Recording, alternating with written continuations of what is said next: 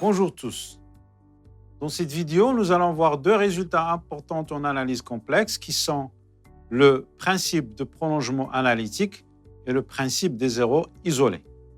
Alors, commençons par le principe de prolongement analytique.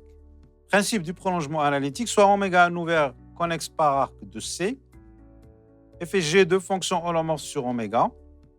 S'il existe un ouvert non vide oméga prime inclus dans oméga tel que f égale à g sur oméga prime, alors f coïncide avec g sur oméga.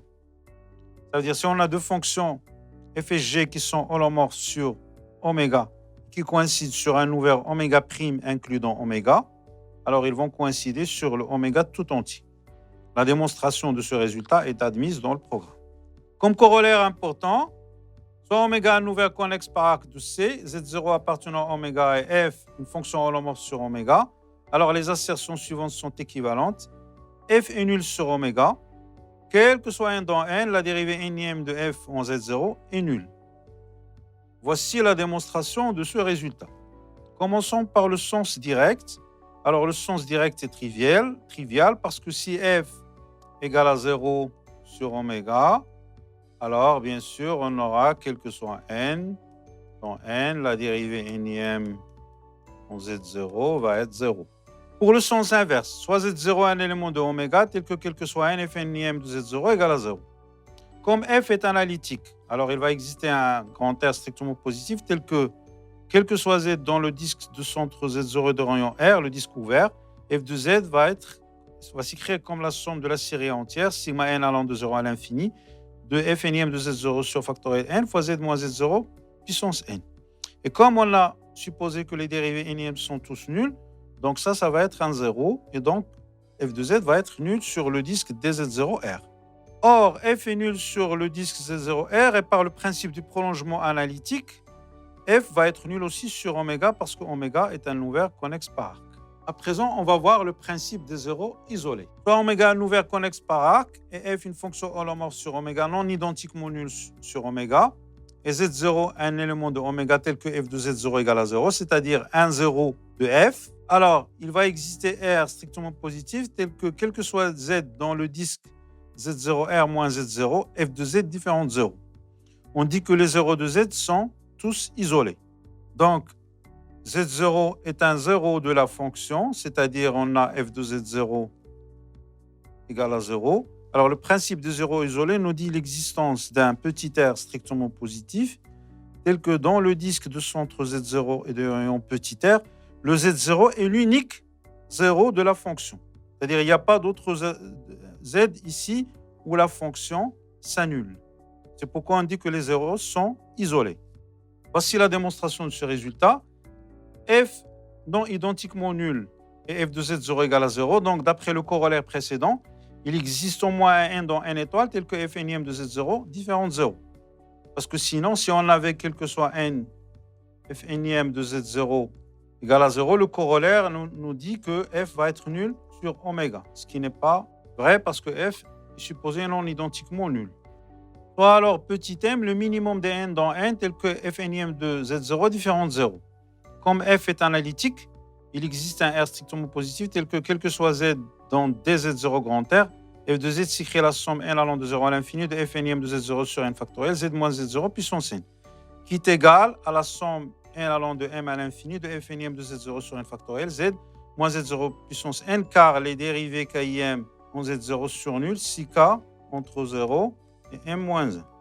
Alors, en factorisant par Z moins Z0 puissance m, on obtient donc f de z égale z moins z0 puissance m, la somme n allant de m à l'infini de f énième de z0 sur n factoriel, z moins z0 n puissance m.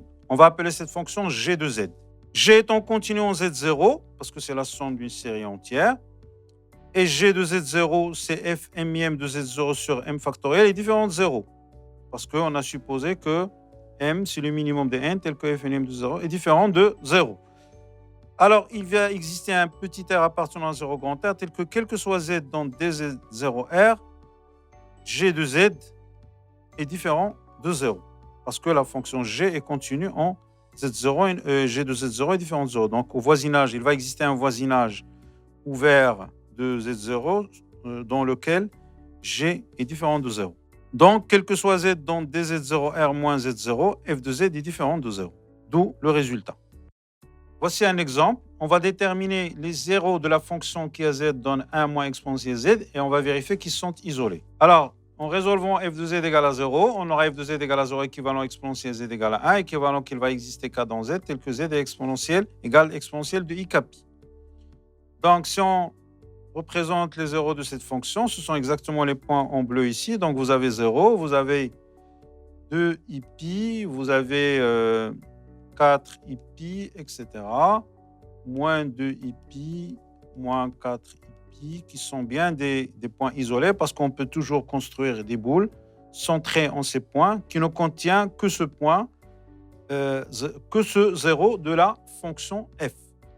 Voici un corollaire très important qui va nous permettre de prolonger des fonctions d'une variable réelle indéfiniment dérivable en des fonctions complexes holomorphes.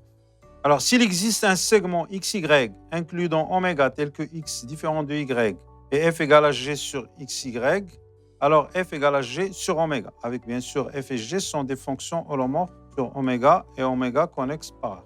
En particulier, si f et g coïncident sur un intervalle i de R d'intérieur non vide, inclus dans oméga, alors f égale à g sur oméga. Voici quelques exemples d'applications. On pose cosinus de z égale exponentielle z plus exponentielle moins z sur 2, sinus de z égale exponentielle z moins exponentielle moins z sur 2i, ch de z égale exponentielle z plus exponentielle moins z sur 2, et sh de z égale exponentielle z moins exponentielle moins z sur 2. Alors, ces fonctions coïncident avec les fonctions du même nom d'une variable réelle, et ce sont les seules fonctions entières qui coïncident avec les fonctions réelles du même nom.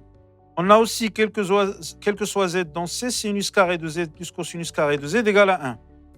En effet, on a la fonction qui est z associée cosinus carré plus cosinus carré de z moins 1 est analytique sur c, parce que ces fonctions le sont, et s'annule sur R, parce qu'on connaît déjà la relation cosinus carré plus sinus carré de x moins 1 égale à 0 lorsque x est une variable réelle.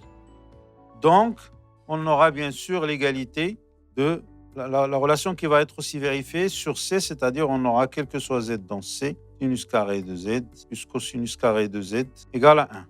De façon générale, toute formule trigonométrique vraie sur R s'étend aux valeurs complexes. Cette vidéo est à présent terminée. Merci de votre attention et à la prochaine.